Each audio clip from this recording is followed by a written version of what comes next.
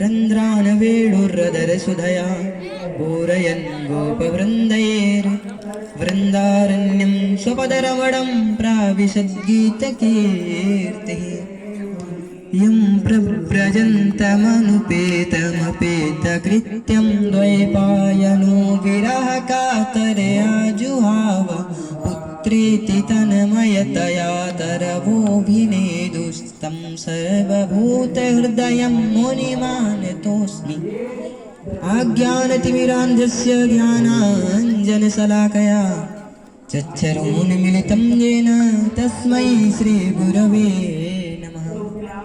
नारायणं नमस्कृत्य नरं चैव नरोत्तमं देवीं सरस्वतीं व्यासं ततो जयमुदीरये। परम मंगलमय परात्पर अखिलेश्वर अखंड कोटि ब्रह्मांड नायक सच्चिदानंद विग्रह भक्तवांछा कल्पतरो भक्तवत्सल शरणागत दीनबंधु कृपा सिंधु श्री धाम वृंदावन के युगल स्वरूप श्यामा श्याम जी की कारण कृपा है।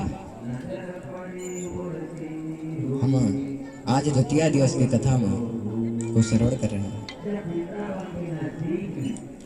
कल के प्रसंग में हम लोगों ने श्रवण किया कि भागवत की कितनी दिव्य महिमा है, जिसे कथा को श्रवण करने के लिए देवता स्वर्ग से आए अमृत का कलश लेकर के, लेकिन सुखदेव जी ने उन्हें भगा दिया। कल हम लोगों ने श्रवण किया कि धुंधकारी जैसा पापी मारकर उसने भागवत कथा को श्रवण किया तो उसकी भी सद्गति हो गई। सनकादिक जी कहते हैं नारद जी आपको एक दृष्टांत सुना दिया, आप बताइए आप क्या सुनना चाहते हैं। तो नारद जी कहते हैं बस महाराज आज मैंने प्रत्यक्ष भागवत जी की महिमा को देख लिया, अब आप ये बताइए कि इसे श्रवण कैसे करते हैं, इसकी श्रवण विधि क्या है। तो सनकादिक जी कहते हैं नारद जी यदि आपको कथा करानी है तो पहले किसी विद्वान पंडित जी को बुलाकर इसका शुभ मुहूर्त निकलवाना चाहिए, अगर साकाम है तो। यदि मन में कोई कामना है, कामना की वजह से भागवत कथा को श्रवण कर रहे हैं, तो पहले किसी पंडित जी को बुला करके इसका मुहूर्त निकलवाना चाहिए। ठीक उसी प्रकार सबके यहाँ पत्र भेजना चाहिए, जिस प्रकार विवाह में लोग पत्र भेजते हैं गांव गांव घर घर, वैसे पत्र भेजना चाहिए ताकि कथा का लाभ सभी लोग ले सकें। उसी प्रकार धन खर्चा करना चाहिए। और सनकादिक जी वक्ता के लक्षण बता रहे हैं। विरक्त वैष्णो विप्रो वेद शास्त्र विशुद्ध कृत दृष्टांत कुशलो धीरो वक्ता कार्याति निष्प्रह। वक्ता कैसा होना चाहिए? विरक्त होना चाहिए, वैष्णव होना चाहिए, जो अपनी बातों को दृष्टांत देकर के समझा सके, ऐसी वक्ता होना चाहिए। नारद जी कह रहे महाराज जी ये सब तो है, खाने पीने के बारे में बताइए, घोर कलयुग आ रहा, क्या खाकर की कथा को श्रवण करना चाहिए। तो सनकादिक जी कहते हैं भोजनम तो वरम मन्ये कथा श्रवण कारिकम नोपवासो वरः प्रोक्ता कथा विघ्न करो यदि।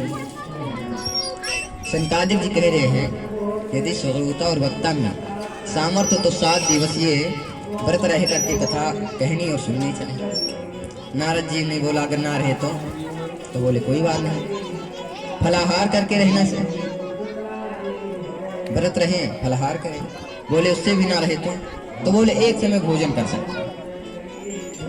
नारद जी ने कहा महाराज फिर भी ना रह पाए तो सनकादिक जी बोले कोई बात नहीं, दोनों समय बढ़िया डटकर भोजन करें, लेकिन इतना ही भोजन करें कि कथा में बैठे तो नींद ना आए, बढ़िया से कथा को श्रवण करें।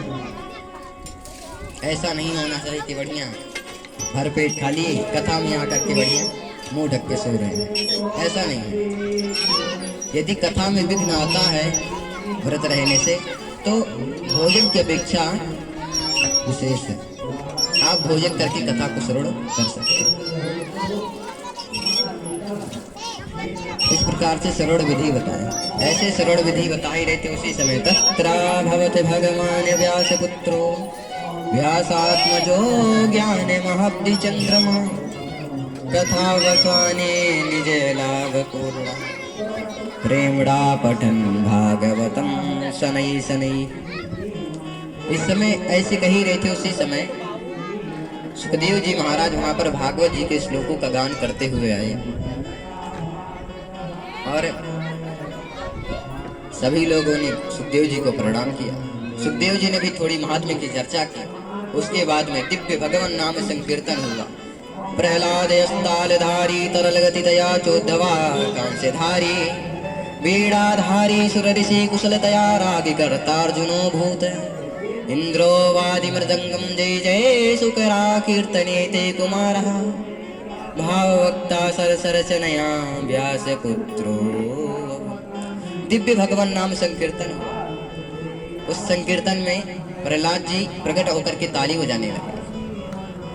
नारद जी महाराज बीड़ा लिए रहते वो बीड़ा बजाने लगे। इंद्र मृदंग बजाने लगा। स्वर कुशल में कुशल अर्जुन स्वर ताल करने लगे। संकादिक शूकर आदि नामों को लेकर के भगवान का जयकारा करने लगे और सबसे आगे खड़े होकर श्री सुखदेव जी महाराज भागवत जी के श्लोकों का गान करने लगे। दिव्य भगवान नाम संकीर्तन हुआ। तो आइए हम लोग भी इन सभी महापुरुषों के साथ मिलकर के दिव्य भगवान नाम संकीर्तन का आश्रय लेते हैं। श्री कृष्ण गोविंद हरे मुरारी हे नाथ नारायण वासुदेवा। श्री कृष्ण गोविंद हरे मुरारी हे नाथ नारायण वासुदेवा। श्री कृष्ण गोविंद हरे मुरारी हे नाथ नारायण वासुदेवा। श्री कृष्ण गोविंद हरे मुरारी हे नाथ नारायण वासुदेवा। हे नाथ नारायण वासुदेवा। हे नाथ नारायण वासुदेवा। हे नाथ नारायण वासुदेवा। श्री कृष्ण गोविंद हरे मुरारी हे नाथ नारायण वासुदेवा। श्री कृष्ण गोविंद हरे मुरारी हे नाथ नारायण वासुदेवा। श्री कृष्ण गोविंद हरे मुरारी हे नाथ नारायण वासुदेवा। श्री कृष्ण गोविंद हरे मुरारी हे नाथ नारायण वासुदेवा। हे नाथ नारायण वासुदेवा। श्री कृष्ण गोविंद हरे मुरारी हे नाथ नारायण वासुदेवा। श्री कृष्ण गोविंद हरे मुरारी हे नाथ नारायण वासुदेवा। श्री कृष्ण गोविंद हरे मुरारी हे नाथ नारायण वासुदेवा। श्री नाथ नारायण वासुदेवा। हे नाथ नारायण वासुदेवा। बोले भक्तवत्सल भगवान की जय। बोल राधा वल्लभ लाल की जय। जय श्री राधे श्याम। जन्माद्यस्य यतोऽन्वयादितरतश्चार्थे स्वभिज्ञः स्वराट् तेने ब्रह्महृदाय आदिकवये मुह्यन्ति यतिसूरयः। तेजो वारि मृदाम यथा विनिमयो यत्र यत्र सर्गो मृषा धाम्ना स्वेन सदा निरस्तकुहकं सत्यं परं धीमहि। वेद व्यास जी ने 3 श्लोक में मंगलाचरण किया। पहले श्लोक में मंगलाचरण भगवान का ध्यान किए। दूसरे श्लोक में यह बताएं कि भागवत सुनने का अधिकारी कौन है। भागवत कौन श्रवण कर सकता है, कौन सुन सकता है। और तीसरे श्लोक में भागवत क्या है ये बताया। आपने अभी एक श्लोक श्रवण किया। यहाँ पर वेद व्यास जी ने सत्यम परम धीमहि कहा। यद्यपि यह ग्रंथ भगवान श्री कृष्ण का है तो वेद व्यास जी को कृष्णम परम धीमहि कहना चाहिए, लेकिन कृष्णम परम धीमहि ना कह करके सत्यम परम धीमहि, कि मैं उस परम सत्य परमात्मा को ध्यान करता हूँ। अच्छा, सत्यम परम धीमहि इसलिए कहा, यदि मैं कृष्णम परम धीमहि कहता हूँ तो यह ग्रंथ सिर्फ एक संप्रदाय तक ही सीमित रह जाएगा। राम जी के भक्त विरोध कर, अरे ये तो कृष्ण भक्तों का है, हम क्यों सुने। माता के भक्त विरोध करें, तो इसलिए वेद व्यास जी ने विचार करके कृष्णम परम धीमहि ना कह के सत्यम परम धीमहि, ये सत्य का ग्रंथ है और मूल में तो यह सत्य ही है। मूल में तो यह सत्य ही है। सत्य कौन है? सत्य भगवान नारायण है। और भगवान नारायण ही अनेक रूप है। हर रूप में आप किसी भी भगवान का उपासना करो, वो मूल तो वो सत्य ही है। अनेक रूप रूपाय विष्णवे परम विष्णवे। तो ये भगवान है श्री कृष्ण। मैं उस परम पुरुष परमात्मा को प्रणाम करता हूँ जिसके द्वारा इस दृश्यमान विश्व की उत्पत्ति, पालन और संहार होता है, जो से पृथ्वी में होते हुए भी इससे अलग है।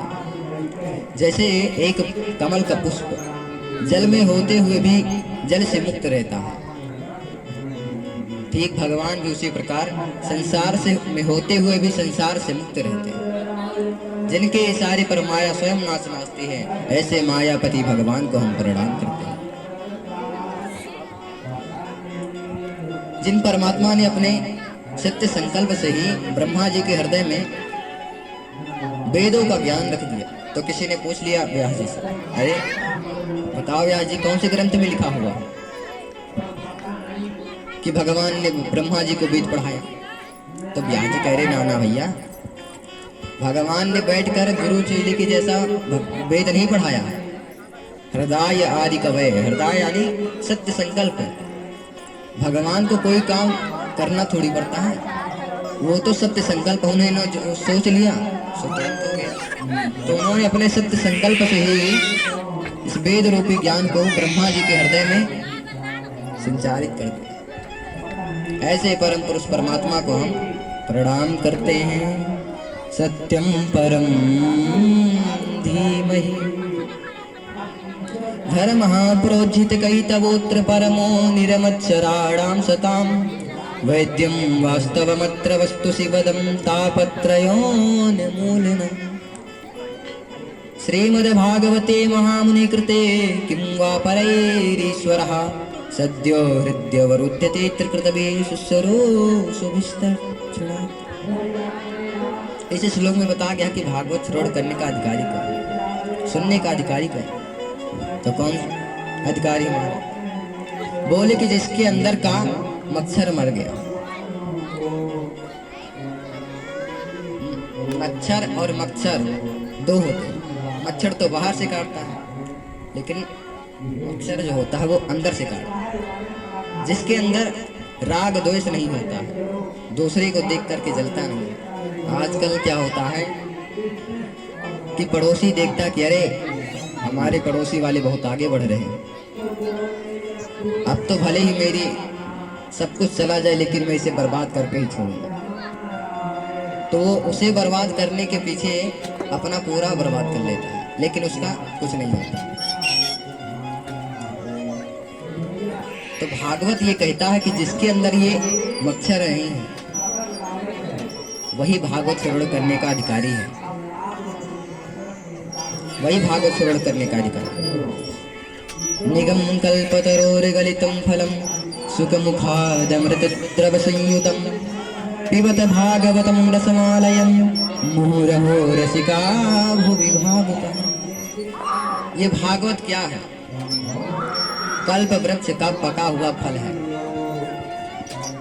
निगम कल्पतरोर्गलितं,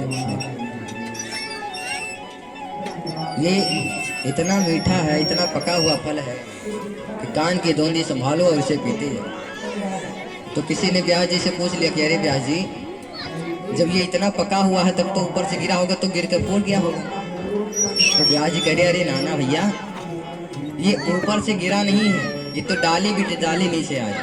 भगवान नारायण, नारायण से ब्रह्मा जी, ब्रह्मा जी से नारद जी, नारद जी से व्यास जी को, और व्यास जी से सुखदेव जी को, और सुखदेव जी ने राजा परीक्षित को माध्यम बना करके हम सभी मृत्यु लोक वासियों पे इस कथा को रसास्वादन कर रहे हैं। तो ये ऊपर से गिरकर फटा नहीं है, ये तो डाली विद डाली गुरु परंपरा से आया है। अच्छा व्यास जी, तो इसमें कितना रस है और कब तक पिए इसे? तो इसमें बहुत रस है, इसमें अपने आप को डुबा लो तो भी ये खत्म होने वाला नहीं है। इसमें अपने आप को डुबा लो। अच्छा देखिए, वेद व्यास जी ने यहाँ पर दो ही नाम को लिया है, रसिक और भावुक। जो रसिक लोग होंगे और भावुक लोग होंगे वही कथा श्रवण करने हैं, कथा वही सुनेंगे।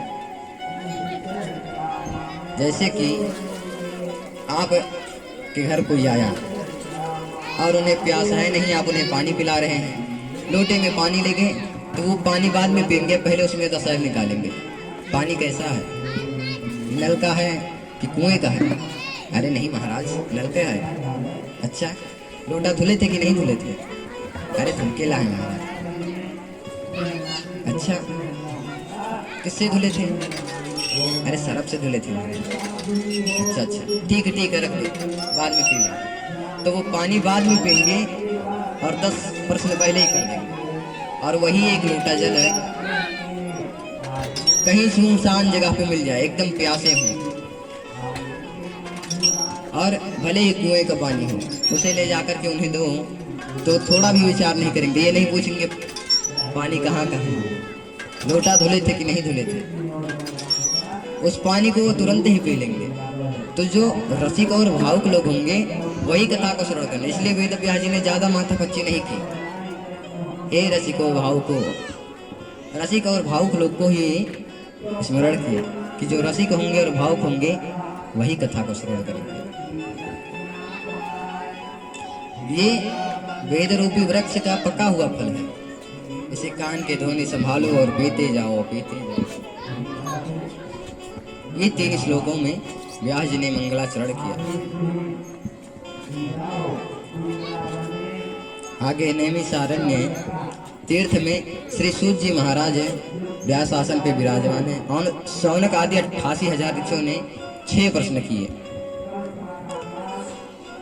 6 प्रश्न किए। किम श्रियः शास्त्र सारा का शाश्वतार्य प्रयोजनम, किम कर्म के बतारश्चा धर्मकम शरणं गतः। शौनक जी कह रहे हैं कि हे गुरुदेव,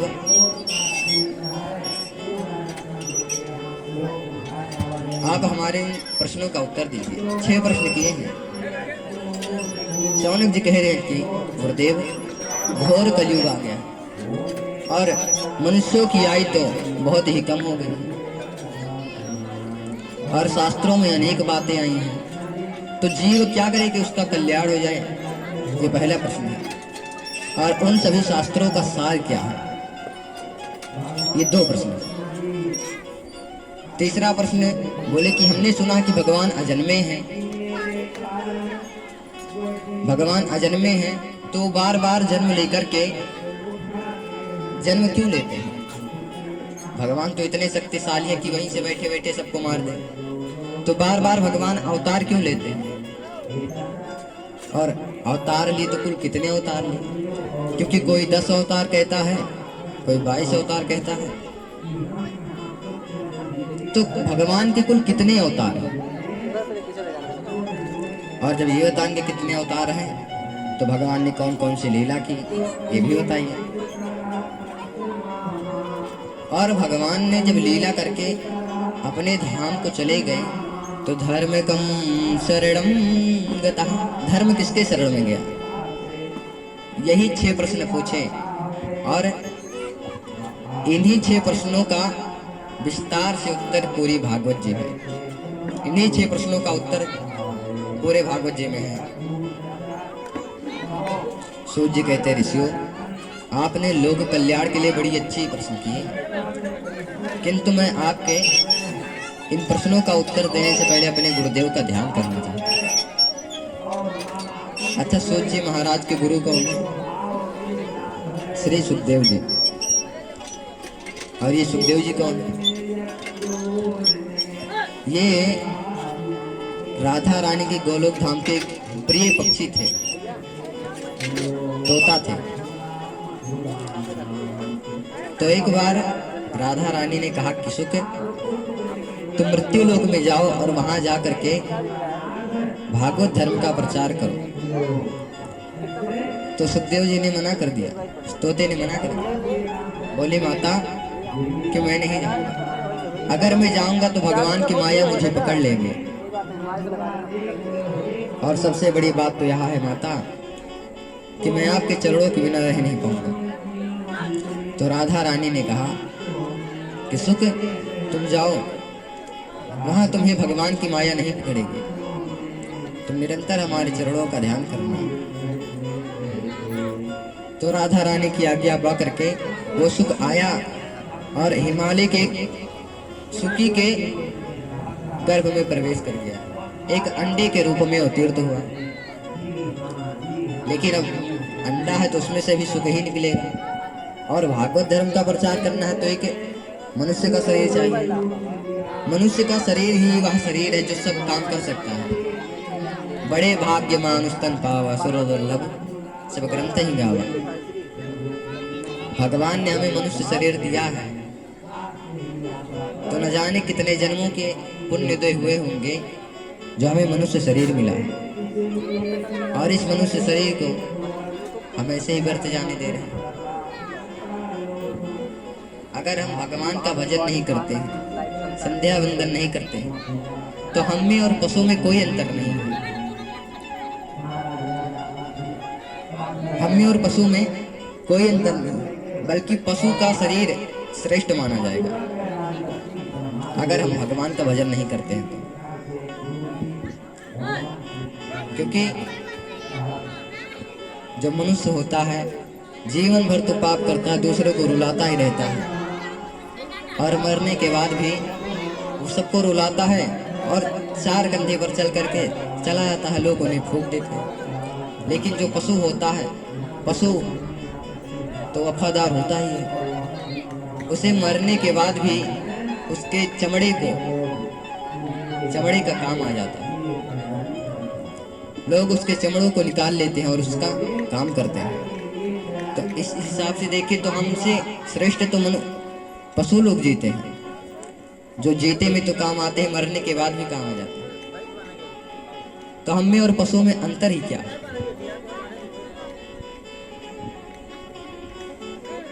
पशु ही जीते हमसे अच्छा। अगर हम भगवान का भजन नहीं करते हैं तो पशु हमसे श्रेष्ठ है।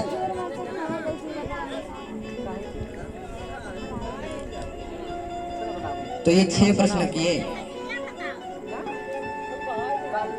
और अपने गुरुदेव का ध्यान कर रहे हैं। तो वो जो सुख था वो एक अंडे के रूप में अवतीर्ण हुआ, लेकिन मनुष्य शरीर चाहिए था, तो भगवान ने माया रची। एक बार नारद जी नाम संकीर्तन करते हुए और कैलाश पर्वत पे पहुंचे। वहां पर पहुंचे तो नारद जी ने अपना मुंह लटका लिया। माता पार्वती ने देखा, अरे नारद जी आप आए हैं, प्रणाम किया, बैठाएं, बहुत आदर किया।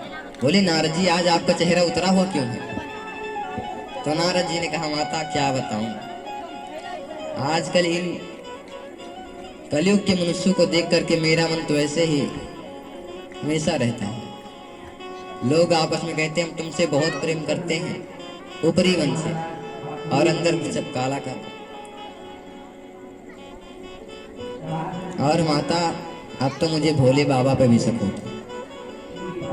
माता पार्वती बोली ना नहीं नारद जी, वो तो हमसे कोई बात नहीं छिपाते, यहाँ तक कि अपने भजन की बात भी बताते हैं। बोले अच्छा, तो ये बताइए माता कि जो भोले बाबा अपने गले में मुंडों की माला पहने हुए हैं वो किसकी है? तो माता पार्वती जी ने कहा ये तो मुझे नहीं पता। तो नारद जी ने कहा अच्छा माता, भोले बाबा तो आपको सब बताते हैं, तो ये क्यों नहीं बताए? ये क्यों नहीं बताए?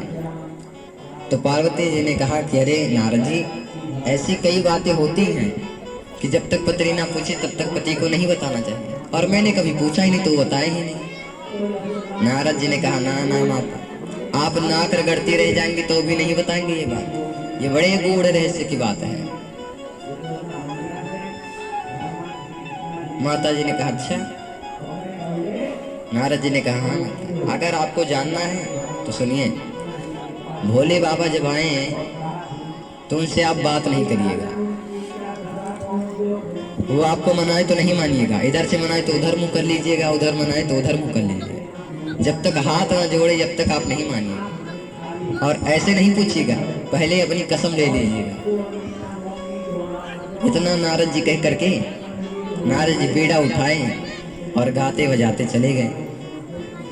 जब भगवान शंकर आए तो माता पार्वती मुंह फुला के बैठी थी। शंकर जी ने कहा देवी क्या बात है, रोज मैं आता था तो तुम मेरी आरती उतारती थी, आज क्या बात होगी? पार्वती जी ने कहा कि आप हमसे बात ना करें, आप हमसे झूठा प्रेम करते हैं, हर बात छिपाते हैं। शंकर जी ने कहा देवी मैंने कौन सी बात छिपाई, यहाँ तक मैंने आपको अपना भजन का भी बात बताया, मैंने कौन सी बात छिपाई आपसे? दिक्कत है। तो पार्वती जी बोली हाँ हमसे आप बात ना करिए। शंकर जी इधर से मनाते तो माता पार्वती उधर कर लेती थी। शंकर जी जब मनाते थे तो मनाते हैं, लेकिन पार्वती माता नहीं मानती। आखिरी में शंकर जी को हाथ जोड़ना पड़ा। तो पार्वती जी ने कहा देखिए पहले आप मेरी कसम खाइए कि जो मैं पूछूंगी उसका सच सच उत्तर देंगे। तो शंकर जी ने कहा ठीक है देवी, हम कसम खाते हैं आपका। कसम खाए तो पार्वती जी ने पूछा कि ये जो आपके गले में मुंड की माला है ये किसकी है? तो शंकर जी ने पूछा कहा देवी क्या बात है, कोई आया था क्या? ये सब क्यों पूछ रही है? तो पार्वती जी ने कहा हाँ मुझे पता था यही बोलेंगे, झूठे झूठे मेरी कसम खा गए, अब आप हमसे बात ना करिए। शंकर जी ने कहा देवी आप नाराज क्यों होती हैं? ये जितने भी मुंड हैं ये सब आपके ही मुंड हैं। अब तो माता पार्वती का दिमाग और गर्म है। पहले से नारद जी तो चढ़ा के चले गए, अब शंकर जी कह रहे कि ये सर जितने हैं सब आपे के हैं। पार्वती जी ने कहा देखो महाराज हमसे मजाक ना करो।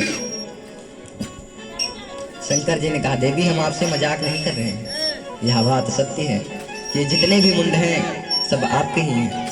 आपने जब जब अपना शरीर त्यागा तो मैं आपके प्रेम की खातिर आपके मुंडों की माला में धारण करते गए।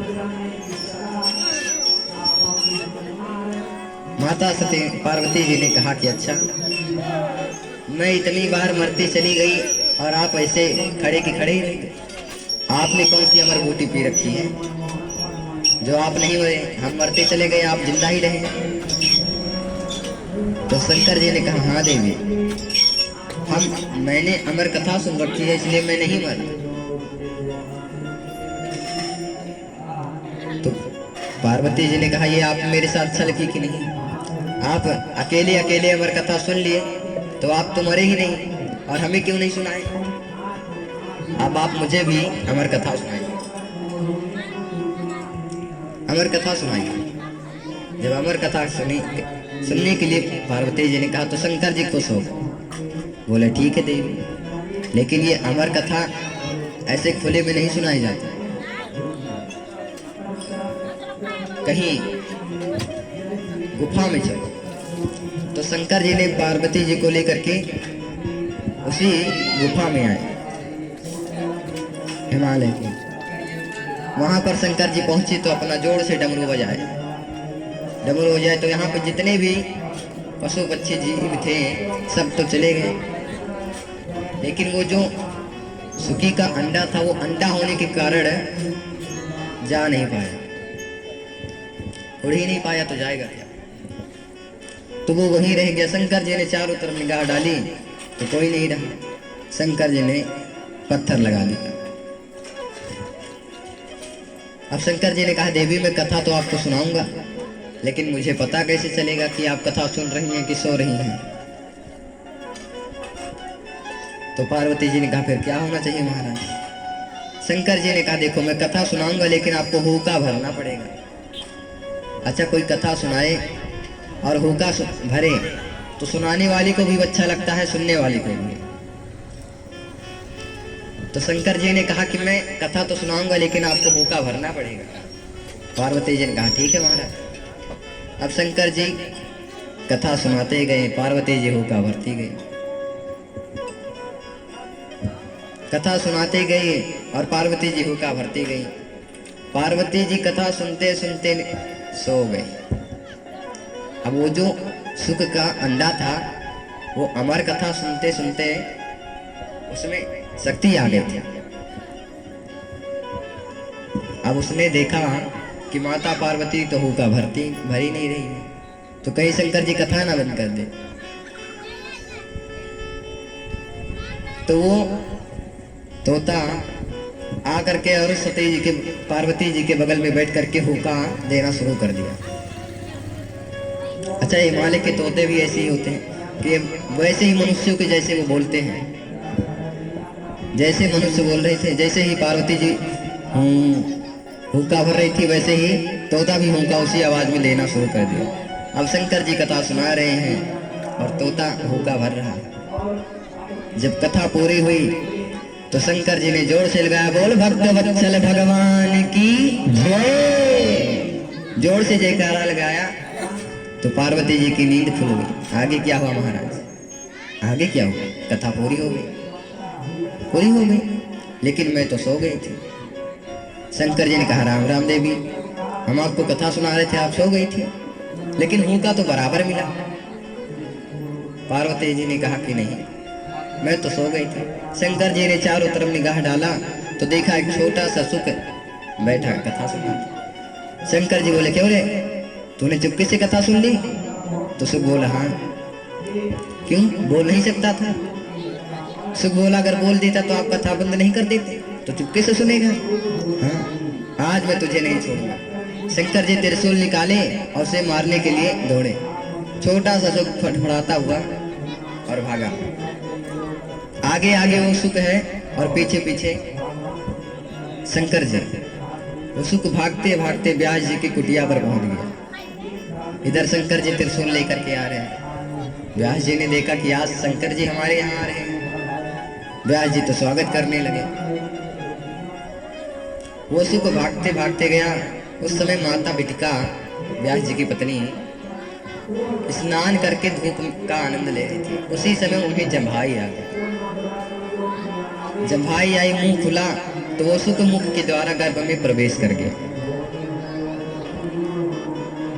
इधर शंकर जी आ रहे थे, व्यास जी स्वागत करने लगे। आइए आइए शंकर जी, आज हमारे यहाँ कैसे आना है? शंकर जी ने कहा देखो व्यास जी, हम आपके स्वागत के लिए नहीं आए हैं। यहाँ हमारा चोर आया है।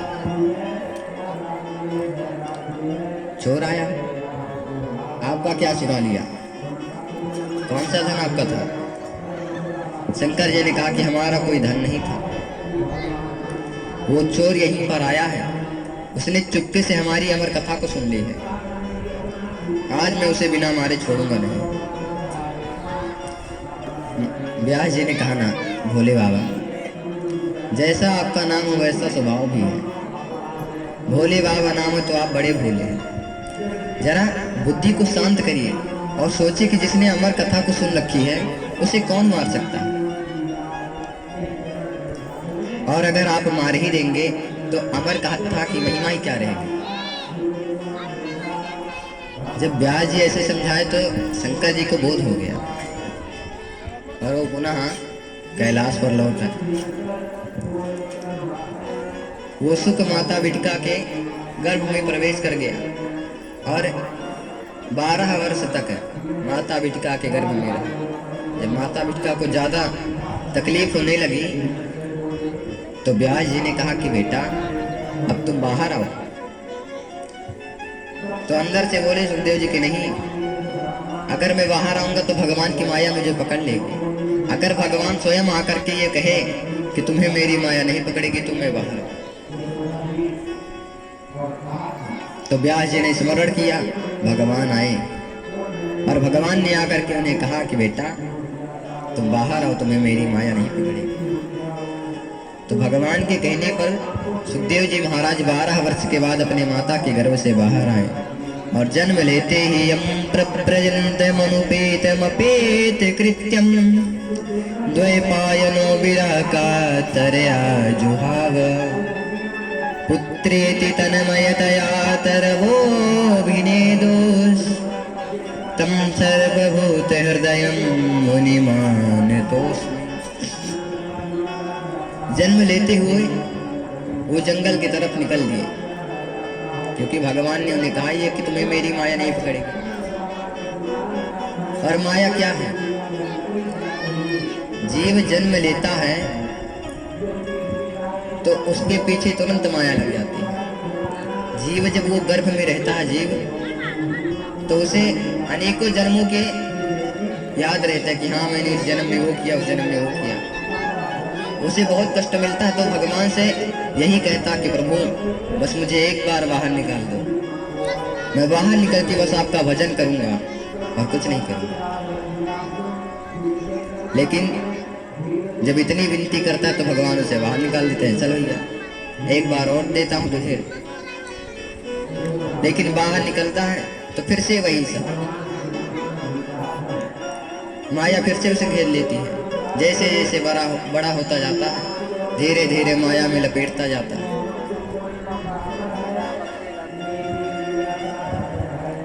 माया में लपेटता जाता है, सब भूल जाता है। लेकिन सुखदेव जी महाराज जन्म लेते ही यम प्रव्रजंत जंगल की ओर चल दिए। यम प्रव्रजंत जंगल की ओर चल दिए। उनके पिता वेद व्यास जी पुत्रेति तन्मयतया पुत्र पुत्र कहकर के उनके पीछे दौड़ रहे हैं,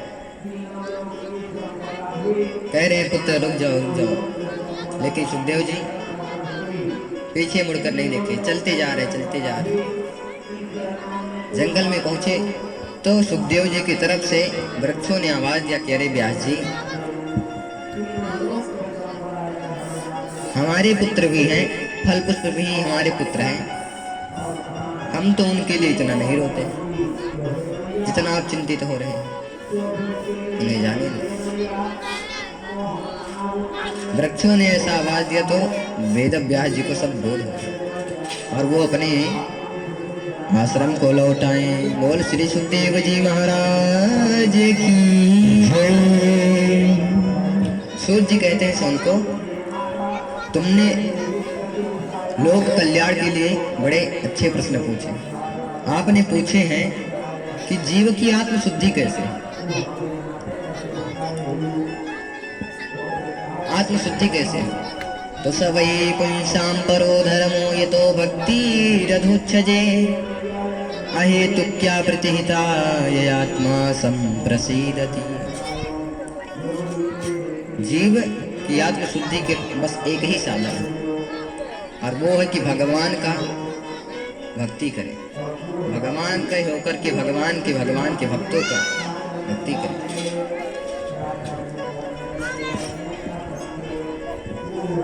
भगवान की भक्ति करे और भक्ति भी ऐसा नहीं होना चाहिए किनोदा भक्ति 9 दिन खींचा तानी 10 दिन। भक्ति हो निरंतर बनी रहे। भक्ति करते करते जब हमारा हृदय बिल्कुल शुद्ध हो जाएगा तो हर जगह हमें परमात्मा ही दिखेंगे।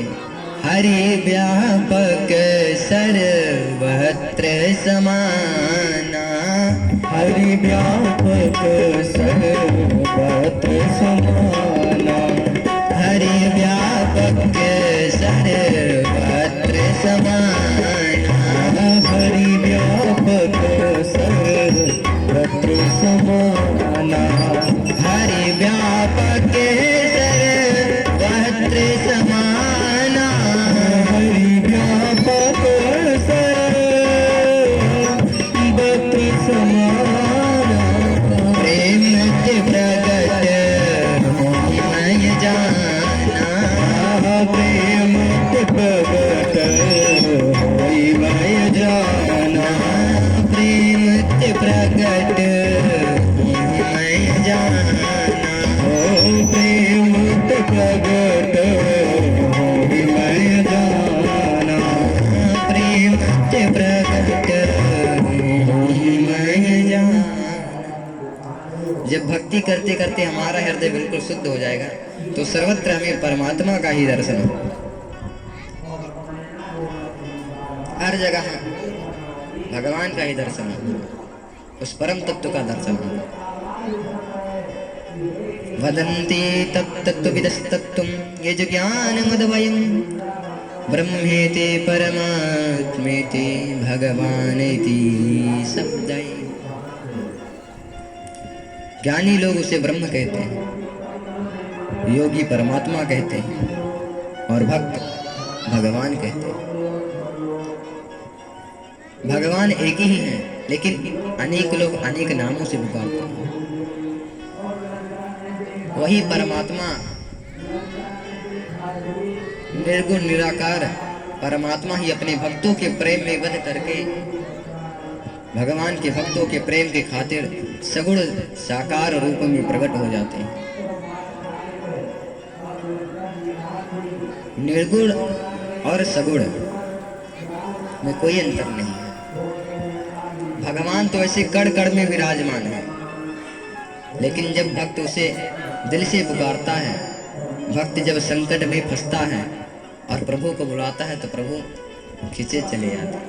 अगुण नहीं सगुण नहीं कछु भेदा, अगुण नहीं सगुण नहीं कछु भेदा, अगुण नहीं सगुण नहीं कछु भेदा, अगुण नहीं सगुण नहीं कछु भेदा, गावहि मुनि पुराण बोध वेदा, गावहि मुनि पुराण बोध वेदा, अगुण अरुण अलख आज जोई, अगुण अरुण अलख आज जोई, भगत प्रेम बस सगुण ही सोई, भगत प्रेम बस सगुण ही सोई,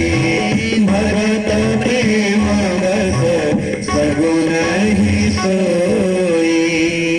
तो वही भगवान अपने भक्तों के प्रेम में बनने के कारण सगुण रूप से साक्षात दर्शन देते हैं।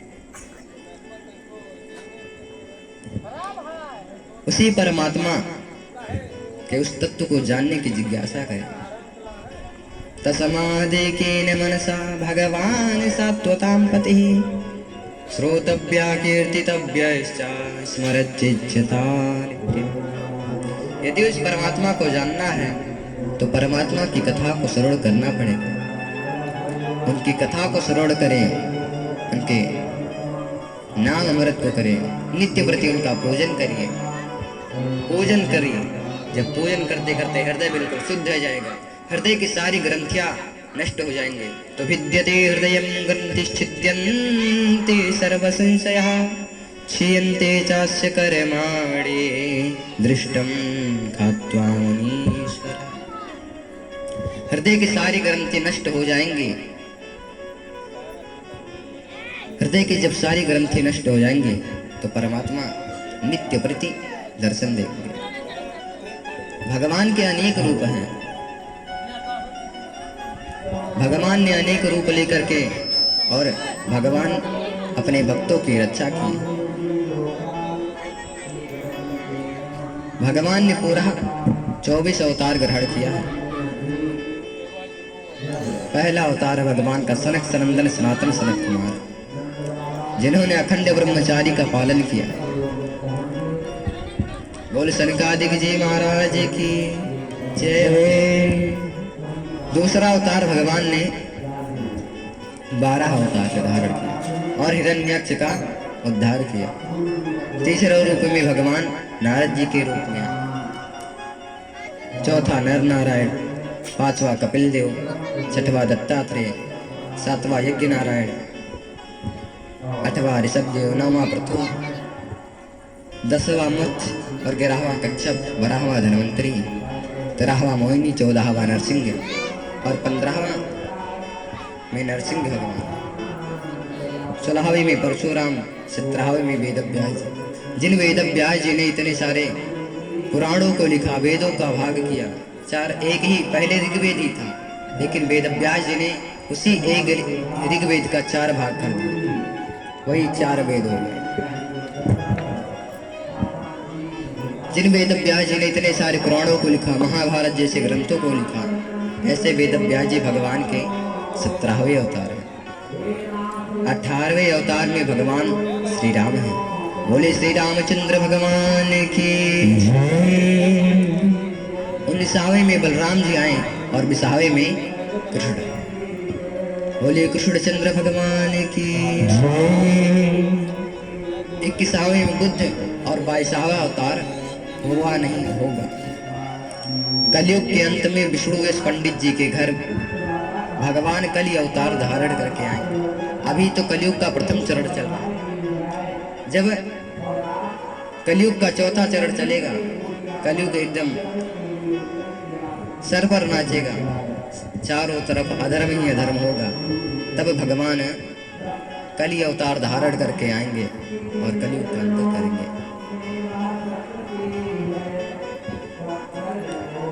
ये भगवान के जितने भी अवतार हैं, कोई अंश अवतार, कोई अंश अवतार, कोई कला अवतार, लेकिन राम और कृष्ण अवतार परिपूर्ण अवतार है। एते चांस कला पुंसा कृष्णस्तु भगवान स्वयं इंद्रारिव्याकुलं लोकं मृडयन्ति युगे युगे। क्योंकि भगवान गीता में स्वयं कह रहे हैं कि यदा यदा हि धर्मस्य ग्लानिर्भवति भारत अभ्युत्थानं धर्मस्य तदादेवांजः परित्राणाय साधूनां विनाशाय च दुष्कृतां धर्म संस्थापनार्थाय संभवामि युगे युगे। कि जब जब धर्म की हानि और अधर्म की वृद्धि होती है, तब तब मैं अवतार ग्रहण करता हूँ और अधर्म को मिटा करके फिर से धर्म की स्थापना करता हूँ। इसी बात को श्री राम जी रामचरितमानस में कहते हैं कि जब जब होई धर्म के हानि, जब जब होई धर्म के हानि, जब जब होई धर्म के हानि, जब जब होई धर्म के हानि, जब जब होई धर्म के हानि, बढ़िया सुर अधम अभिमानी, बढ़िया सुर अधम अभिमानी, जब जब होई धर्म के हानि, जब जब होई धर्म की हानि, बढ़िया सुर अधम अभिमानी, बढ़िया सुर अधम अभिमानी, बढ़िया सुर अधम अभिमानी। कि जब जब धर्म की हानि होती है, असुरों का आतंक हो जाता है, तब तब मैं उतार लेता हूँ इसी बात को राम जी कह रहे हैं। तो जब जब अधर्म की वृद्धि होती है और धर्म की हानि होती है, तब तक भगवान अवतार ग्रहण करते हैं और अधर्म में डालकर पुनः धर्म की स्थापना करते हैं। अच्छा महाराज, सूत जी कहते हैं, सौनक जी कहते हैं, ये भागवत की रचना कब हुई? तो सौनक जी कहते, सूत जी कहते हैं, द्वापरे समनु प्राप्ते तृतीये युग पर्ये जाता पारासरा देवगी वासभ्याम कलया हरे। कि द्वापर के अंतिम में भगवान स्वयं अपने अंश रूप से अवतार लिए वेदव्यास जी के रूप में। वेदव्यास जी के रूप में अवतीर्थ हुए। तो वेदव्यास जी ने तीनों कालों को जानते थे, भूतकाल, भविष्य काल, वर्तमान काल। तीनों कालों को देखते हुए उन्होंने एक वेद के 4 भाग कर दिए। एक वेद के 4 भाग कर दिए, लेकिन फिर भी उनके मन को शांति नहीं हुई। धीरे धीरे उन्होंने उपनिषद लिखे, लेकिन शांति नहीं हुई। धीरे धीरे उन्होंने महाभारत की रचना की, लेकिन उनके मन को शांति नहीं हुई। तब वो पुराणों की रचना की। पुराणों की रचना करते करते वो 17 पुराण लिख लिया, लेकिन फिर भी उनके मन को शांति नहीं हुई। व्यास जी सोच रहे हैं कि मनुष्यों का जितना अंश से कल्याण होना चाहिए, उतना अंश से उनका कल्याण हो नहीं रहा है। पता नहीं मेरी रचना में कहाँ कमी रह जा रही है, कहाँ कमी रह जा रही है। तो एक दिन गंगा जी के किनारे पर बैठ कर के गुरुदेव का ध्यान कर रहे थे।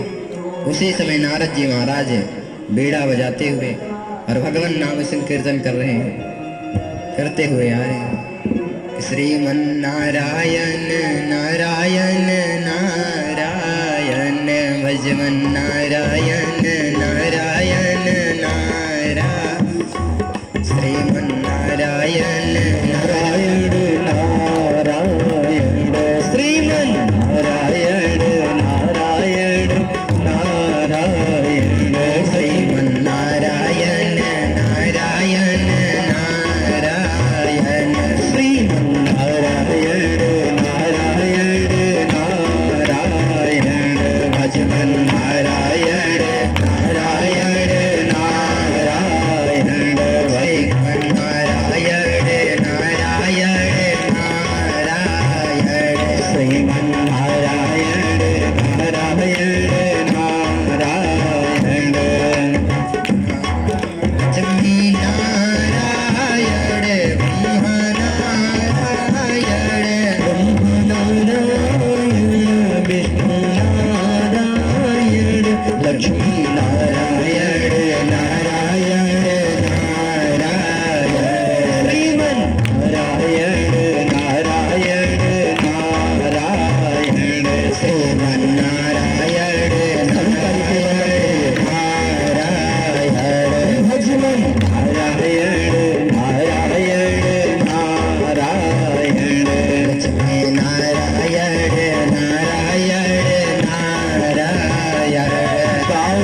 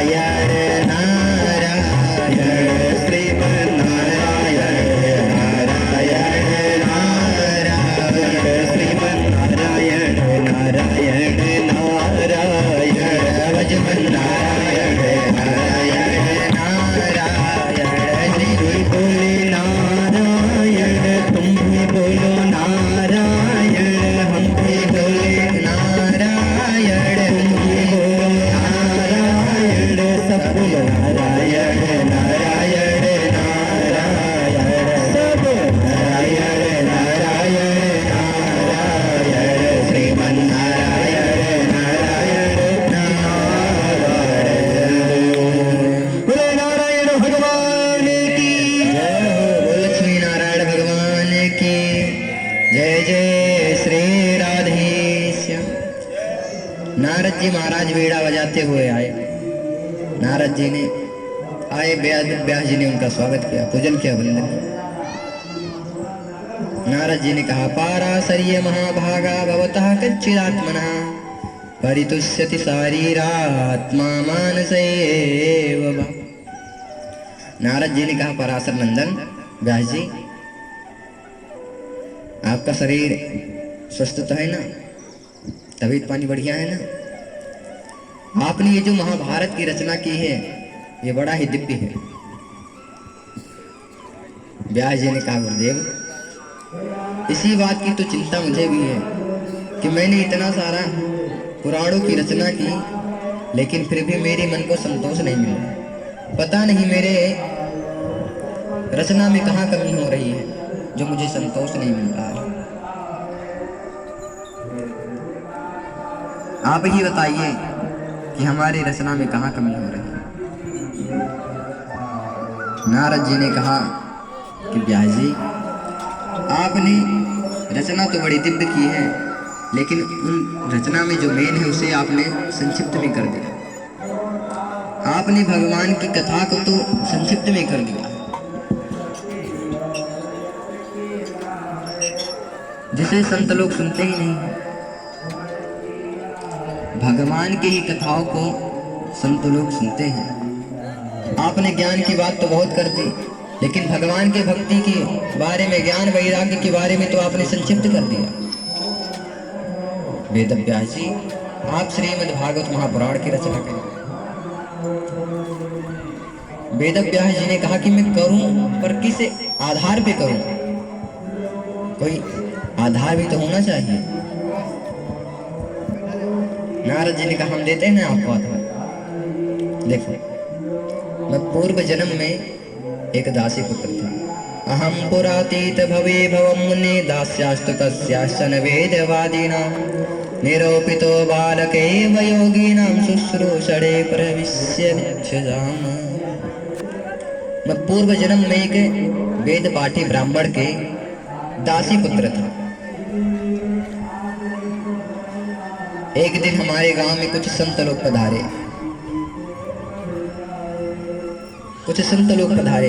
हमारी माँ संतों की बड़ी सेवा करती थी। मैं भी अपने माता के साथ संतों की सेवा करने लगा। संत की सेवा करता था। संत जो थे वो मेरे अनुकूल ही काम बताते थे, जैसे चंदन की समय पानी ले आओ। मैं छोटा होने के था, लेकिन मेरा खेलने में बिल्कुल रुचि नहीं थी। सत्यवादी था, कम बोलता था, जिससे संत मुझसे और प्रसन्न रहते थे। मैं संतों के अनुकूल ही कार्य करता था। जब संत भोजन कर लेते थे तो उनके पत्तल में बचा हुआ जो प्रसाद था उसे मैं ही बस ग्रहण करता था। संतों का जो उठन पाते पाते मेरा हृदय बिल्कुल शुद्ध हो गया। मेरी भगवान के प्रति प्रीति हो गई। जैसे जैसे संत करते थे वैसे वैसे मैं भी करता था। एक दिन जब संत चतुर्मास करके जाने लगे तो मैंने बोला कि मुझे भी ले चलिए। तो संत लोग बोले कि बेटा, अभी तुम छोटे हो, तुम अपने माँ के बस सहारे तुम ही हो। जब तुम बड़े हो जाना तब हमारे पास आ जाना, तब तक तुम यहीं रहो। हम तुम्हें एक मंत्र बताते हैं, उसका तुम जाप किया करो, और जब बड़े हो जाना तब तुम हमारे पास आ जाना। नारद जी ने कहा, ठीक है। संत जी ने उन्हें एक मंत्र बताया कि नमः कृष्णाय वासुदेवाय हरे परमात्मने प्रणतक्लेशनाशाय गोविंदाय नमो नमः। नमो भगवते तुभ्यं वासुदेवाय धीमहि प्रद्युम्नाय निरुद्धाय नमः संकर्षणाय च। ये मंत्र प्रदान करके संत उन्हें छोड़कर चले गए। नारद जी महाराज दिन भर माला लेकर के इस मंत्र का जाप करने लगे। एक दिन नारद जी की माता गोधुलिया के समय गौ दोहन के लिए जा रही थी, तो रास्ते में उन्हें एक काले से सर्प ने डस लिया, जिससे उनकी मृत्यु हो गई। उनकी मृत्यु हो गई। नारद जी ने उनका संस्कार किया और जिस रास्ते पर संत गए थे उसी रास्ते पर नारद जी महाराज चल दिए। चलते चलते वो एक जंगल में पहुंच गए। वहां पर उन्होंने जल पिया और एक बट वृक्ष के नीचे बैठ करके उसी मंत्र का जाप करने लगे। कई वर्षों तक उन्होंने जाप किया। एक दिन उन्हें भगवान का दर्शन उनके हृदय में हुआ और तुरंत दर्शन हुआ, तुरंत ही भगवान गायब हो गए, अंतर्ध्यान हो गए उनके हृदय से। नारद जी एकदम से तड़फड़ा के उठे, चारों तरफ घूमने लगे। उसी समय आकाशवाणी हुई कि बालक, अभी तुम्हारी तपस्या पूर्ण नहीं हुई है, अभी तुम्हें मेरा दर्शन नहीं हो सकता। तो नारद जी ने कहा फिर कब होगा? तो आकाशवाणी ने कहा कि तुम्हें इस शरीर को त्यागना होगा। तो नारद जी ने पूछा कि मेरा ये शरीर कब छूटेगा? आकाशवाणी ने कहा समय आने पर छूट जाएगा। इतना कहकर के आकाशवाणी भी बंद हो गई। अब नारद जी इंतजार करने लगे कि मेरा शरीर कब छूटेगा, कब छूटेगा। नारद जी वहीं खड़े होकर के बैठ करके पुनः उसी मंत्र का जाप करने लगे। उसी मंत्र का जाप करने लगे। एक दिन उस जंगल में बांसों की रगड़ से जंगल में आग लग गई और पूरा का पूरा जंगल जल के राख हो गया। उसी बीच में नारद जी महाराज जब कर रहे थे, नारद जी का शरीर पूरा हो गया। अगली बार जब ब्रह्मा जी ने पुनः सृष्टि रची तो नारद जी उनके पुत्र के रूप में प्रकट हुए। वो भगवान का भक्ति करते थे। भगवान उनसे प्रसन्न होकर के भगवान ने उन्हें बीड़ा प्रदान की। देवदत्तां विवां बीड़ां सुरब्रह्म विभूषितां मूर्छयित्वा हरिकथां गायमानश्चराम्यहम्। नारद जी से प्रसन्न होकर के भगवान ने उन्हें बीड़ा प्रदान की। नारद जी कहते हैं, व्यास जी देखिए ये वही बीड़ा है जो प्रसन्न होकर के भगवान ने मुझे दिया था। मैं निरंतर इससे भगवान के नामों को गाता रहता हूँ। आज तक संसार में ऐसा कोई नहीं होगा जहाँ उसका सब जगह चले। एकमात्र नारद ही ऐसा है जो मनुष्यों में जाए, देवताओं में जाए, दैत्यों में जाए, सब जगह सम्मान होता है। ये क्या है? ये भगवान की कृपा है। भगवान का भजन करने का ये फल है। देवता लोग हैं लेकिन उनकी इतनी हिम्मत नहीं है कि वो दैत्यों में चले जाए, लेकिन नारद जी महाराज तीनों लोकों में भ्रमण करते रहते हैं। तो व्यास जी को बता रहे हैं, कह रहे हैं कि ये भगवान की भक्ति ही तो है। नारद जी महाराज वेद व्यास जी को चतुश्लोकी भागवत सुना करके और बीड़ा उठाए और गाते बजाते चलते। अब नारद जी महाराज तो चल दिए। वेद व्यास जी ने दिव्य भागवत जी की रचना करने की सोची, तो उन्होंने स्मरण किया, गणेश जी का स्मरण किया। गणेश जी आए, वेद व्यास जी बोलते जा रहे हैं और गणेश जी लिखते जा रहे हैं। लिखते लिखते जब 18,000 श्लोक का दिव्य श्रीमद् भागवत महापुराण तैयार हुआ। बोल श्रीमद् भागवत महापुराण की जय। अब वेद व्यास जी ने विचार तो किया कि ग्रंथ तो तैयार हो चुका है, लेकिन इसका पढ़ने वाला भी कोई दिव्य ही होना चाहिए। तो वेद व्यास जी को अपने पुत्र का याद आया कि 12 जन्म लेते ही वो जंगल की ओर चल दिया। इस समय पता नहीं कौन से समाधि में होगा। तो अपने चेलों को बुलाए और 2 श्लोक रटा दिए। बोले 4 चेलों को बुलाए, बोले अलग अलग जगह पे जाओ और जा करके इसे बोलना, जहां भी होगा सुखदेव खिंचा हुआ चला आएगा। चेलों को 2 श्लोक रटा दिए और भेज दिए। चेले चारों जगह पे फैल गए। एक चेला वहां पहुंचा जहां सुखदेव जी महाराज तपस्या कर रहे थे। वहां पहुंचकर श्लोक गाने लगा। वरहा पीड़म नटवर वपु कर्णयो कर्णिकारम बिभ्रदवासः कनक कपिशं वैजयन्तीं च माला रन्ध्रान् वेणुर्रदर सुधया पूरयन् गोपवृन्दैः वृन्दारण्यं स्वपदरमणं प्राविशद्गीतकीर्तिः। इस श्लोक में भगवान के स्वरूप का वर्णन किया गया कि भगवान कितने सुंदर हैं। पीतांबर पहने हुए, सर पर मोर वृक्ष धारण किए हुए हैं, बंसी बजा रहे हैं और वृंदावन के रजों में नंगे पैर अनावृत चरणों से भ्रमण कर रहे हैं। जब सुखदेव जी महाराज ने इनकी सुंदरता के बारे में सुना तो उनकी समाधि टूट गई। समाधि टूट गई। उन्होंने सोचा कि अरे कोई इतना भी सुंदर होता है, इनसे तो मिलना चाहिए। सुखदेव जी खड़े हुए, लेकिन फिर सोचे कि जो चीज ज्यादा सुंदर होती है उसे स्वयं पर अभिमान होता है। कहीं हम इतना शौक से मिलने तो जाएं, लेकिन उन्हें अभिमान आ गया कि अरे हम नहीं मिलेंगे तो कहीं ना कहीं मुझे तो ऐसा खलेगा कि मैंने भजन छोड़कर इनसे मिलने चला आया, गलती हो गई। ऐसा सोच करके नारद सुखदेव जी महाराज नहीं आए, पुनः तपस्या में बैठ गए। तब तक चेलों ने दूसरा श्लोक गाया। अहो वकीयं स्तन कालकूटं जिघांसया पायदाप्य साध्वी लेवे गतिं धातृच्युतां ततोऽन्यं क्यम वा दयालुं शरणं व्रजेम। इस श्लोक में भगवान के स्वभाव के बारे में था। अहो बकीयम, अहो बकीयम स्तन का, अहो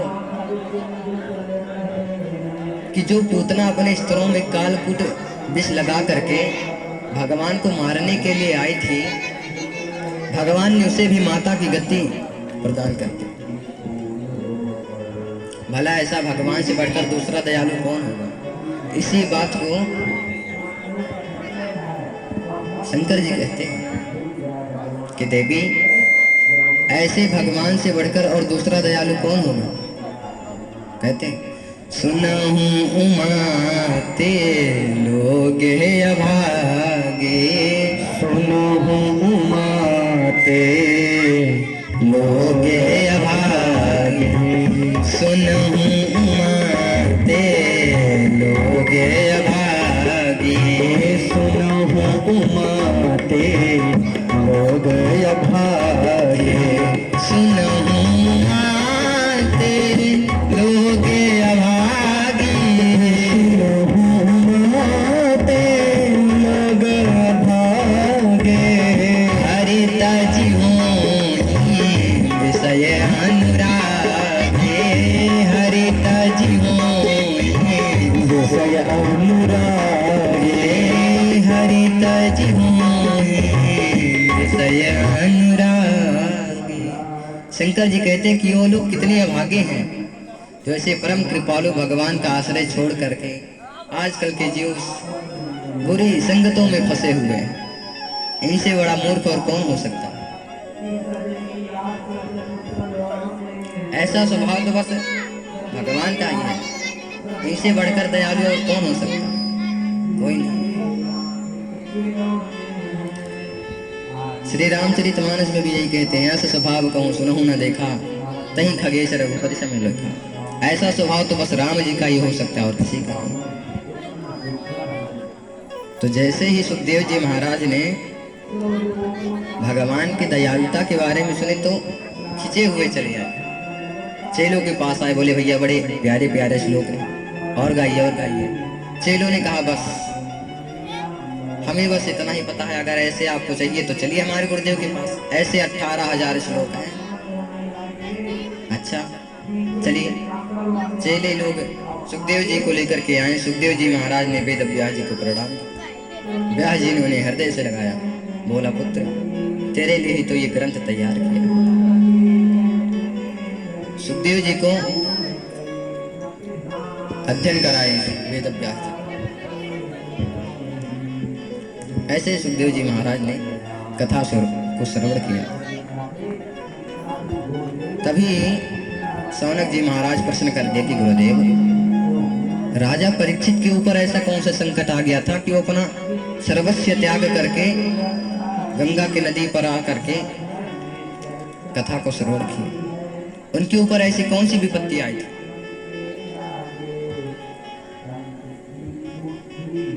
सूर्य जी कहते हैं ये जानना है, इसके लिए महाभारत की कथा में प्रवेश। यदामृधे कौरव सृंजयानां वीरे स्वतो वीर गतिम गतेषु वृकोदरा वेद्य गदाभिमर्षा भग्नोरुदण्डे धृतराष्ट्रपुत्रे यदामृधे कौरव सृंजयानां वीरे स्वतो वीर गतिम गतेषु वृकोदरा वेद्य गदाभिमर्षा भग्नोरुदण्डे धृतराष्ट्रपुत्रे यदामृधे। ये उस समय की बात है जब कौरव और पांडव के बीच में महाभारत का युद्ध चल रहा। दोनों पक्ष के योद्धा वीर गति को प्राप्त हो गए थे, कुछ ही शेष बचे थे। अंतिम समय में भीमसेन ने की गदा से दुर्योधन की जंघा को मार मार के तोड़ दिया, भग्न कर दिया। अच्छा, जिस समय यह युद्ध हो रहा था उस समय बलराम जी भी तीर्थ दर्शन करके वहां पर विराजमान थे। गदा युद्ध की यह मर्यादा थी कि कटी भाग के नीचे गदा का प्रहार नहीं की जाएगी। फिर भी भीमसेन ने गदा का प्रहार कटी भाग के नीचे किया। अच्छा, कटी भाग के नीचे क्योंकि इसका भी दो कारण है। भीमसेन ने पहले ही यह प्रतिज्ञा ली थी, जब भरी सभा में द्रौपदी को निरस्त कर रहा था तो दुर्योधन ने कहा था कि दुशासन ला, और ला करके पांचाली को मेरी जंघा पे बैठा। उसी समय भीमसेन ने यह प्रतिज्ञा की थी कि दुर्योधन, तेरी जंघा पे पांचाली नहीं मेरी जंघा बैठी, मेरी गदा बैठेगी। और दूसरा कारण यह है कि जब दुर्योधन के पक्ष के सारे योद्धा मारे गए, दुर्योधन अकेला हो गया तो रोता हुआ अपने माता गांधारी के पास पहुंचा और बोला, माँ आज मैं अकेला हूँ, मेरे पक्ष के सभी लोग मारे गए। गांधारी ने कहा, बेटा अब तू मैं ये जानती हूँ कि तेरे पक्ष के सभी योद्धा मारे गए, फिर भी मैं तुझे बचाऊंगा। जा करके तू स्नान करके और निर्वस्त्र होकर के आ जा। दुर्योधन ने कहा, ठीक है माता। दुर्योधन गया, स्नान किया, उधर से निर्वस्त्र होकर के आ रहा था तो रास्ते में उसे ठाकुर जी मिल गए। ठाकुर जी ने कहा, अरे दुर्योधन, तुम इस अवस्था में कहाँ जा रहे हो? तो दुर्योधन बोला, माधव, मुझे माँ ने इसी अवस्था में आने के लिए कहा है। अच्छा, माँ ने कह दिया तो तुम चले जाओगे? अरे तुम कोई छोटे बच्चे थोड़ी है, माँ के सामने जाना इसी अवस्था में क्या मर्यादा होगी? ठाकुर जी इतना कह करके चले गए तो रास्ते में दुर्योधन आ रहा था तो केले को पत्ते को तोड़ा और लपेट कर माता के सामने आ गया। बोला, माँ मैं आ गया। अब गांधारी जी ने जैसे ही अपनी आंखों की पट्टी हटाई है, दुर्योधन को देखा तो दुर्योधन की पूरा शरीर वज्र का हो गया, किंतु केले का पत्ता लपेटे होने के कारण उसका कटी भाग कच्चा ही रह गया। यही कारण था कि गदा युद्ध में भीमसेन ने दुर्योधन की जंघा तोड़ दी। जैसे ही जंघा तोड़ी तो बलराम जी भी वहीं पे थे। बलराम जी ने कहा कि आज मैं तुझे नहीं छोड़ूंगा, तूने मेरे सामने ही गदा का मर्यादा का उल्लंघन किया है, मर्यादा का यह उल्लंघन किया है। गदा युद्ध का ये नियम है कि कटी भाग के नीचे प्रहार नहीं करना हो, तूने मेरे सामने इस मर्यादा का उल्लंघन किया है, आज मैं तुझे नहीं छोड़ूंगा। दाऊ जी मारने के लिए भीमसेन को चल पड़े तो ठाकुर जी ने चरण पकड़ लिया। दाऊ जी ने कहा, भैया कहाँ जा रहे हैं? तो दाऊ जी ने कहा, कन्हैया तो ये पूछ रहा कि कहाँ जा रहा है। देख, आज इसने मर्यादा का उल्लंघन तोड़ा है, मैं इसे दंड देकर ही रहूंगा। ठाकुर जी ने कहा, दाओ भैया, मर्यादा तो पहले दुर्योधन ने तोड़ा। क्या लाक्षागृह में पांडवों को जलाकर मार देना ये मर्यादा थी? भरी सभा में द्रौपदी को निर्वस्त्र करना की यह मर्यादा था? एक अकेले अभिमन्यु को 7 महारथियों ने मिलकर मारा, क्या यह मर्यादा था? मर्यादा का उल्लंघन तो पहले दुर्योधन ने किया। जब वो मर्यादा का उल्लंघन किया तब आप मर्यादा का पाठ पढ़ाने नहीं आए। आज आप मर्यादा दिखा रहे हैं। जब बलराम जी ने सुना कि एक अकेले अभिमन्यु को 7 महारथियों ने मिलकर मारा, तो दाऊ जी की आंख में आंसू आ गया। उन्होंने कहा, दुष्ट तू इसी लायक है, तो यही नहीं। दाऊ जी चले गए। पांडव ही भगवान के साथ जश्न मनाते हुए चले गए। अब दुर्योधन अकेला पड़ा हुआ है। रात्रि का समय हुआ तो कृत्यवर्मा, अश्वत्थामा और कृपाचार्य, ये 3 लोग दुर्योधन के पास आए। दुर्योधन के पास आए। अश्वत्थामा ने कहा कि दुर्योधन मित्र, आज तुम्हारी ये दशा मुझसे देखी नहीं जा रही है, लेकिन ये दशा जो तुम्हारी हुई है इसके कारण भी तुम ही हो। तुमने सेनापति उन लोगों को बनाया जो युद्ध तो तुम्हारी तरफ से कर रहे थे, लेकिन जीत पांडवों की चाहते थे, भले ही वो मेरे पिता द्रोणाचार्य क्यों ना हो। ये युद्ध तुम्हारी तरफ से कर रहे थे, लेकिन जीत पांडवों की चाहते थे। अगर तुमने मुझे पहले ही सेनापति बनाया होता तो आज तुम्हें ये दशा नहीं दिखी। अभी भी कुछ नहीं बिगड़ा है मित्र, तुम मुझे सेनापति बना दो। दुर्योधन ने कहा, अब सेना ही नहीं है तो सेनापति बनकर क्या करोगे? अश्वत्थामा ने कहा, बस तुम बना दो मुझे, फिर देखो। दुर्योधन ने कहा, ठीक है। उसी समय दुर्योधन ने अपनी जंघा से रक्त लिया और अश्वत्थामा के माथे की तिलक कर।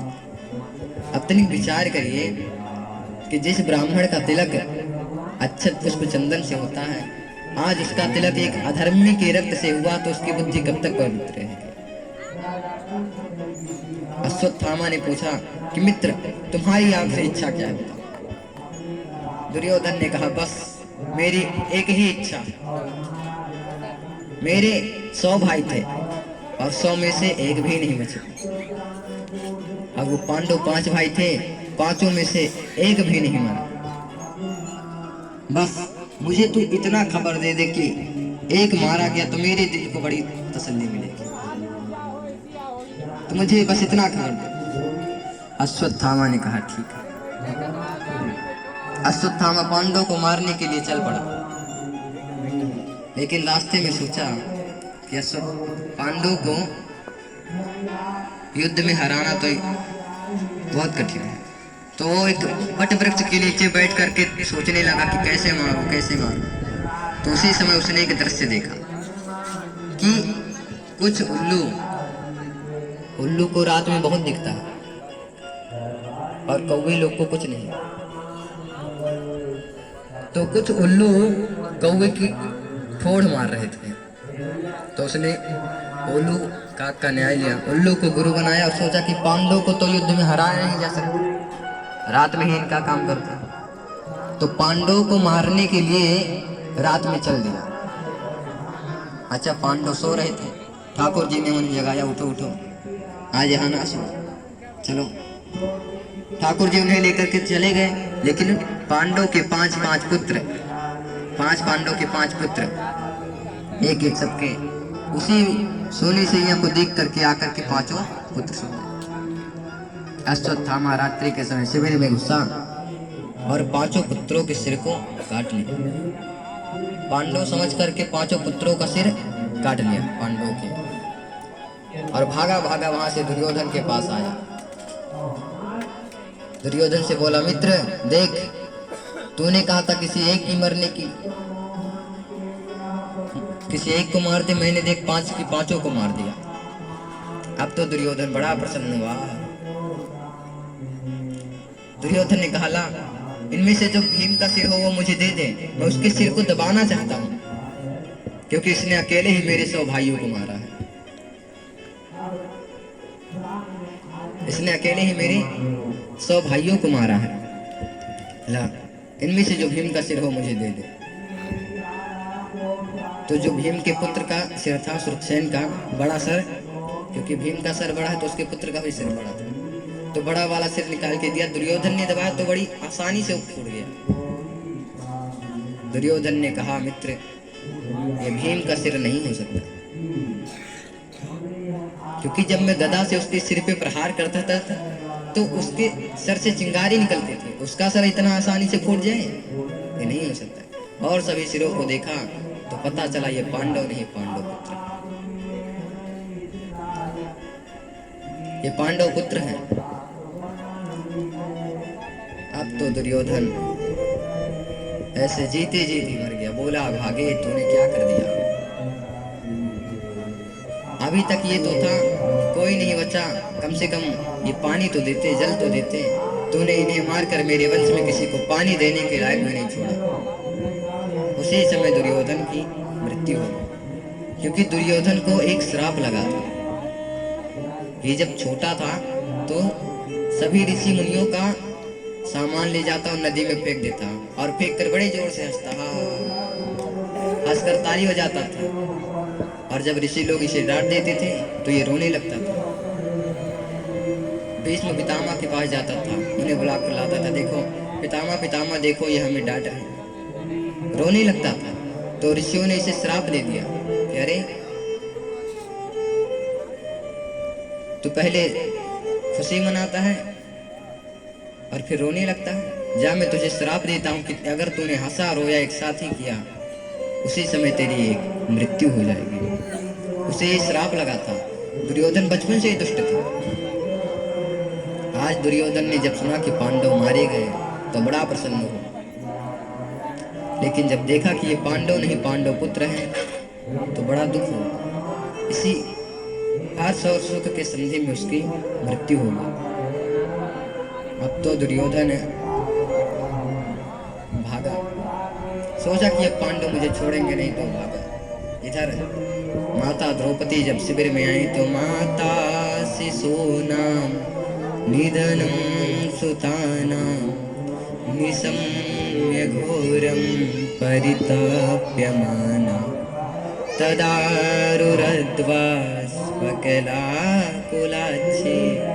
तां संत्वयन्नाः किरीटमाले। माता द्रौपदी ने जब देखा तो शिविर में पूरा खून ही खून। पांचों पुत्रों को देखा तो देखा धड़ तो है लेकिन सिर नहीं है। माता द्रौपदी चिक्कार खा करके वहीं गिर गई। आवाज सुनकर पांचों पांडव दौड़े हुए आए।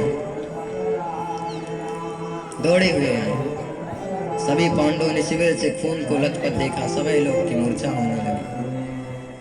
अर्जुन ने जैसे तैसे अपने आप को संभाला और यह शपथ लिया कि देवी, जिस दुष्ट ने ये कार्य किया है उसके सर को मैं ला करके तुम्हारे चरणों में झुका दूंगा। तुम्हें जो दंड देना होगा वो तुम दंड देना। ऐसा कह करके और अर्जुन ठाकुर जी के साथ रथ पर आरूढ़ हुआ और दुर्योधन का पीछा करने लगा। अश्वत्थामा का पीछा करने लगा। अश्वत्थामा ने अपने पीछे अर्जुन को आते हुए देख करके भयभीत हो, तो उसने जल्दीबाजी में ही ब्रह्मास्त्र चला दिया। ब्रह्मास्त्र को देख करके अर्जुन भयभीत हो गया, ठाकुर जी के चरणों में मिल गया और बोला, कृष्ण कृष्ण महाबाहु भक्ता नाम भयंकरा त्वमेको दह्यमाना मपवर्गोसी संश्रिते। हे महाबाहु, हे भक्तों के भय करने वाले कृष्ण, आप मेरी रक्षा करिए, आप मेरी रक्षा करिए। ये ब्रह्मास्त्र तो मुझे जलाकर रख देगा। ठाकुर जी ने कहा, अर्जुन पागल मत बन। जिस प्रकार से जहर कोई काटता है उसी प्रकार से ब्रह्मास्त्र छोड़ा है, तू भी ब्रह्मास्त्र चला। ठाकुर जी के कहने पर ब्रह्मास्त्र को अर्जुन भी आचमन किया और ब्रह्मास्त्र छोड़ दिए। दोनों ब्रह्मास्त्र आपस में टकराए तो पूरा आग ही आग हो गई चारों तरफ। ठाकुर जी बोले कि तुम अब दोनों ब्रह्मास्त्र को वापस ले लो। तो अर्जुन ने दोनों ब्रह्मास्त्र को वापस ले लिया, क्योंकि अश्वत्थामा जो था वो ब्रह्मास्त्र को चलाना जानता था लेकिन वापस लेना नहीं जानता था। उनके पिता द्रोणाचार्य ने उन्हें सिखाया ही नहीं, क्योंकि ये भी बचपन से ही दुष्ट था। उन्होंने सोचा कि अगर इसे मैंने ब्रह्मास्त्र चलाना और लौटाना सिखा दिया तो ये बाद में ब्रह्मास्त्र चला दिया। बहुत कहने पर तो चलाना सिखा दिया लेकिन वापस करना नहीं सिखाया। अर्जुन ने दौड़कर अश्वत्थामा को पकड़ा और रस्सियों में बांध करके रथ में डाल दिया। ठाकुर जी ने कहा, क्या कर रहे हो, इसे यहीं पर खत्म करो, मामला ज्यादा आगे ना बढ़ाओ, यहीं पर इसे खत्म करो।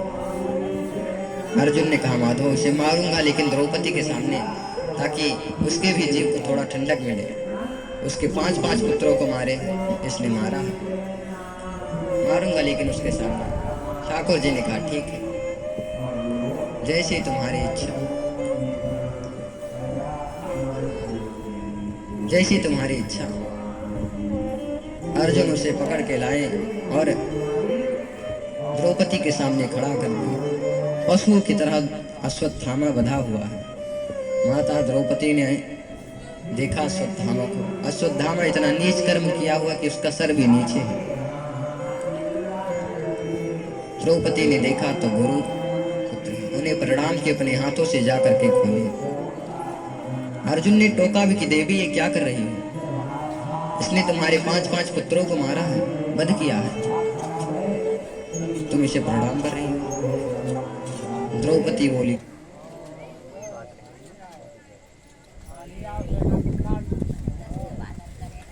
ये बाहर भैया पकड़ लेना, मोबाइल लीजिए।